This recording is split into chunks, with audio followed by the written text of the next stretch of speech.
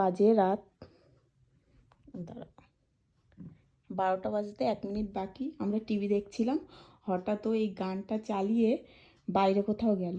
আজ আমার বার্থডে, আমার মনে হয় কোনো সারপ্রাইজ কিছু আছে, তো দেখা যাক। কোনো আসেনি।